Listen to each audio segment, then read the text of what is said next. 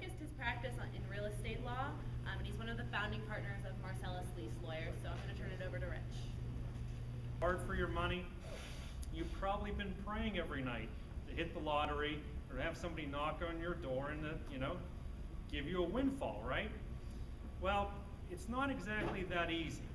What happens is these land agents that knock on your door, and how many people here have already been solicited by a gas company or have already signed up with a gas company? Can I see a quick show of hands?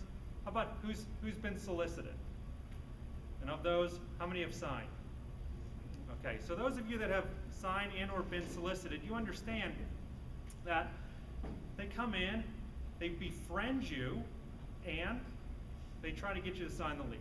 And leases are, by their very nature, they seem to be somewhat simplistic, right? Everyone here has probably leased something at some point in your life. You've leased a car, you've leased a house, you've leased an office space maybe. And you understand what a lease is. A lease has a starting point and it has an ending point, right? And you probably all purchased something in your life. And you understand what a purchase is. When you purchase a car, when you purchase a house, you get a title or you get a deed. That doesn't have a starting point and an ending point. That's forever. So they give you these leases that are 1 or 2 or maybe even 3 pages in length, and they say lease on top, and they say 3 years in term, or 5 years in term, or 10 years in term, and you think to yourself, all right, if I didn't get this right this time, I get to redo it 3 years from now. Well, that's just one of the things we're going to talk about tonight. That's really a big misconception, okay? When you sign a natural gas lease, it is for a specified period of time, unless the gas company does something to commence operations, okay? Now, how many people here, when I say commence operations, what do you think about in your mind's eye right now?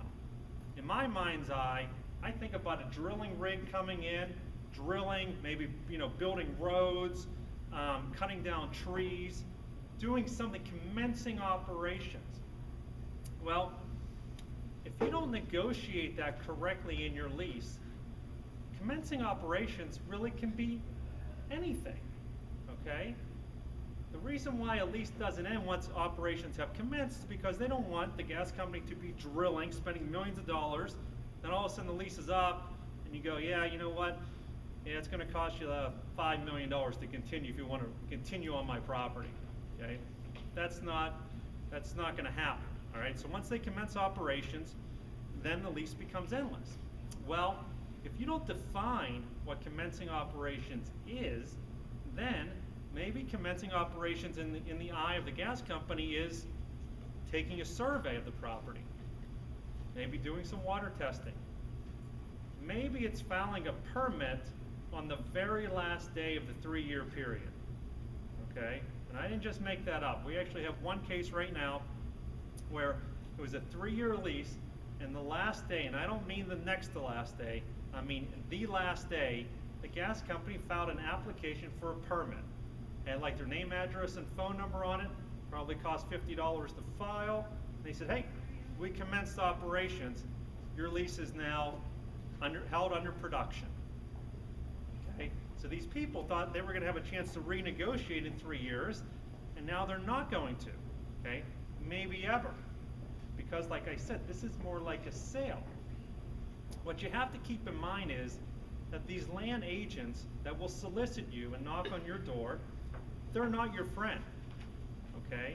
They're not necessarily your enemy, but negotiating your subsurface rights, that is an adverse proceeding just like any other negotiation is, okay? If you go to buy a car, do you think the car salesman is on your side? Is he trying to get you the best deal possible? No, okay? He's trying to get you to pay as much as you possibly can pay for the car. Now your job as a consumer is to do what? It's to pay as little as possible, right?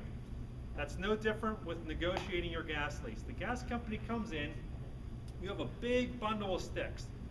They really only want 2 or 3 of those sticks, okay? What they're going to try to do is get you to give them all of your sticks. And they're going to try to get you to do it for as little money as possible. Your job is to figure out which 2 or 3 sticks they want and get them to pay as much as possible for it. It's an adverse proceeding just like anything else. The gas industry is a $1 trillion industry with very well-trained individuals. Okay? I always use the analogy, if you were the first round draft choice for the Steelers or the Cleveland Browns, would you ever dream of negotiating your contract unless you had what? A lawyer, an agent, a manager, an accountant, a whole team of people around you? But yet, the gas industry thinks they convince you that you're competent enough to negotiate against a billion-dollar company on your own because you went to a couple seminars, you've done a little research online. Doesn't really make sense now, does it? And if you screw up your football contract, that is 4 years, right? You get to redo it again in 4 years. As I just said, you're not necessarily going to ever have a second bite at this apple. You have to do it once, you have to do it right, and hopefully you're never going to do it again. So that's why we formed Marcellus Lease Lawyers, is it in an attempt to try to make it a fair fight for landowners.